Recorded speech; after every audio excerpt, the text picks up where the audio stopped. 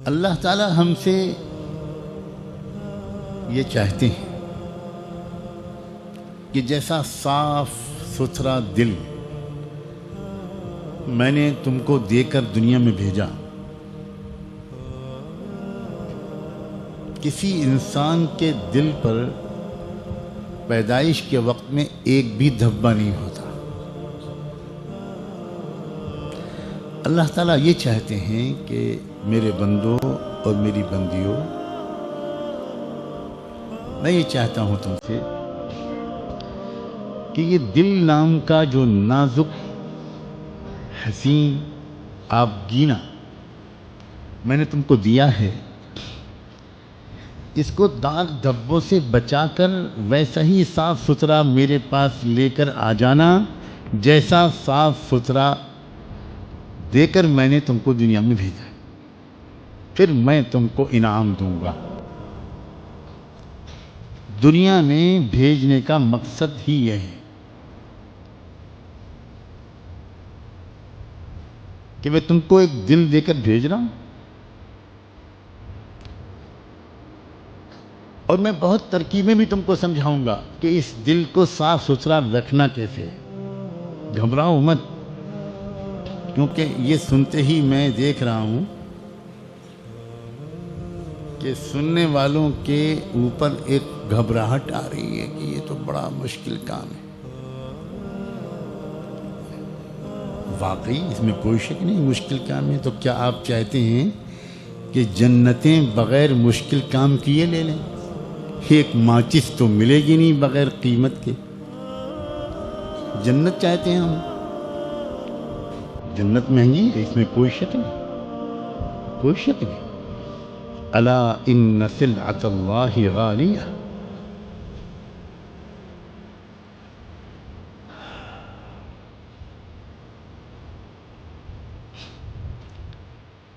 انسان جب اپنی عقل سے سوچتا ہے کہ دل کو صاف ستھرا رکھنا ہے، تو پھر اس کے سوا کوئی راستہ نہیں ہے کہ میں ترک دنیا کر دوں۔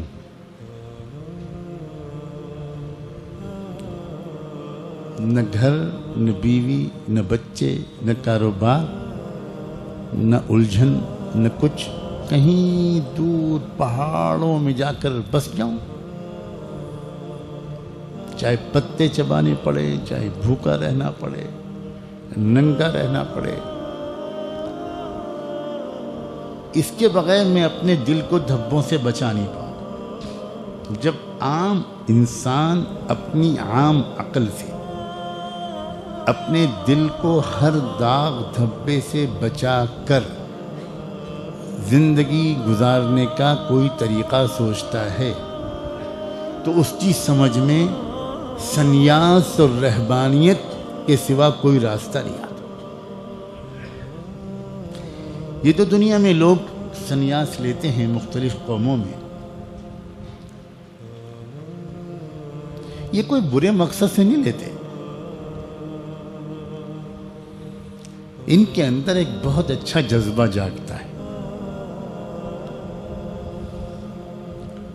اور وہ یہ کہ میں اپنی روح کو، اپنی آتما کو شدھ رکھوں، اپنے دل کو بالکل پاک صاف رکھوں، اور یہ ہو ہی نہیں سکتا اس کے بغیر کہ میں سب دنیا کے جھمیلوں سے دور کہیں اکیلا جا کر جیوں اور مر جاؤں۔ یہی ایک راستہ ہے۔ اسی کو عربی میں رہبانیت کہتے ہیں، اور اسی کو ہمارے ملک کی زبان میں سنیاس کہتے ہیں۔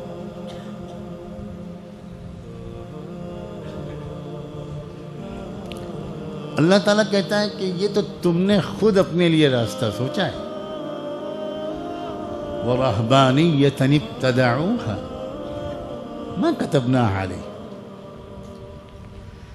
ہم نے تمہارے دل کے چمکنے کے لیے یہ راستہ تجویز نہیں کیا تھا، تم نے خود سوچا ہے۔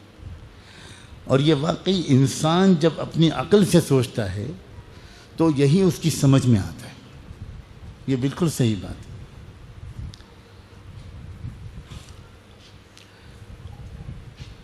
اب دوسری طرف، ایک طرف تو اللہ تعالی ہم سے یہ مطالبہ کرتا ہے کہ ایک بھی دھبا لے کر میرے پاس واپس مت آنا، اور جب انسان اس کے جواب میں اللہ سے یہ کہتا ہے کہ اگر یہ بات ہے کہ بے داغ دل لے کر آپ کے پاس واپس آنا ہے، تو پھر آپ مجھے اجازت دیجئے یہ گھر بار، کاروبار، بیوی بچوں، رشتہ داروں، خاندان، محلہ، پڑوس، ان جھمیلوں کے ساتھ میں اپنے دل کو دھبوں سے نہیں بچا سکتا۔ تو جواب میں اللہ تعالیٰ کی طرف سے پیغام آتا ہے کہ نہیں، خبردار، لا رہبانیت فی الاسلام، اسلام میں ترک دنیا حرام ہے، دنیا کو نہیں چھوڑ سکتے تم۔ کیا دلچسپ تاریخ ہے، بعض صحابہ کرام کے دل میں بھی یہ خیال آیا، اور واقعی جب انسان کے اوپر ایک نشہ سوار ہوتا ہے اور مزہ آتا ہے اور فکر ہوتی ہے، اہمیت کا احساس ہوتا ہے، تو اس کا دل چاہتا ہے کہ بھئی اب یہ سب چھوڑو۔ تو صحابہ جنگل میں تو نہیں جاتے تھے اس لیے کہ اللہ کے محبوب کو چھوڑ کر وہ جا بھی نہیں سکتے تھے، ان کے چہرے کے دیدار سے تو ان کے دل کے چراغ روشن ہوتے تھے، لیکن انہوں نے چپکے چپکے یہ فیصلہ کیا کہ میں مستقل روزے رکھوں گا، مستقل، اور پوری رات محبت کا اظہار اپنے اللہ کے سامنے کروں گا۔ اس طرح میں رہتے ہوئے مدینے میں ترک دنیا کر رہا ہوں، کروں گا۔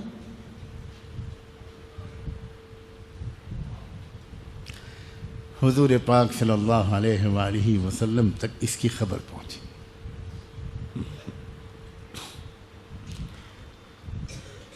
تو آپ نے ان کو سمجھایا کہ دیکھو تمہارا مقصد بہت پیارا ہے، لیکن تم اس پر غور کرو کہ میں جو طریقہ سکھا رہا ہوں قول اور عمل سے، اس طریقے پر پورے چلو گے تو دنیا میں تمام ذمہ داریاں ادا کرتے ہوئے اپنے دل کو 100% دھبوں سے بچا لے جاؤ۔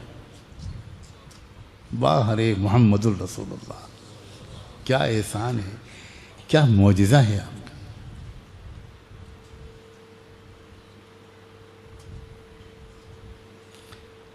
آپ نے ایک مثال دی ایک موقع پر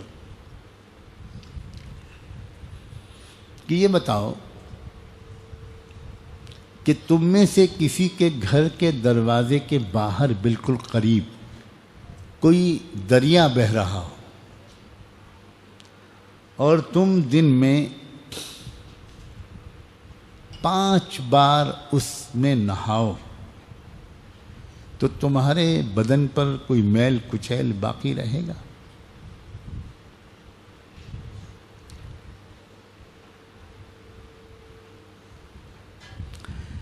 لوگوں نے کہا کہ کیا سوال پیدا ہوتا ہے کہ کوئی میل کچیل، کوئی دھبا بچے اس کے بدن پر؟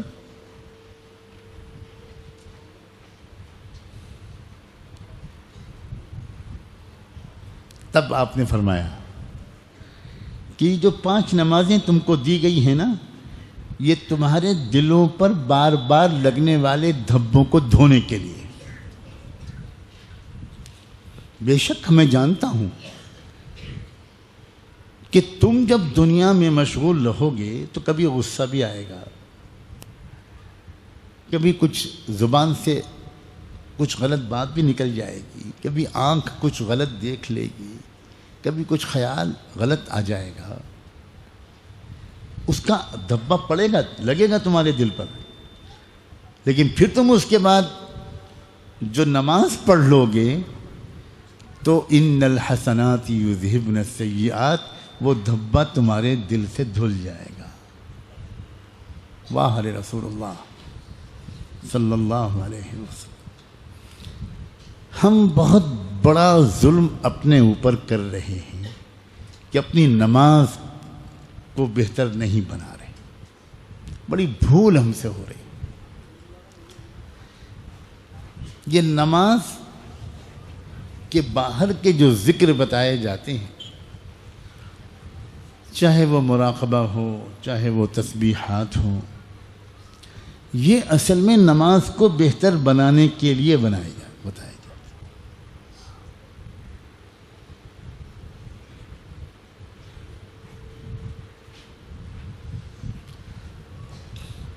قد افلح من تزکا وذکر اسم ربہ فصلی، بلا شبہ کامیاب ہو گیا وہ شخص جس کا دل دھبوں سے پاک صاف ہو۔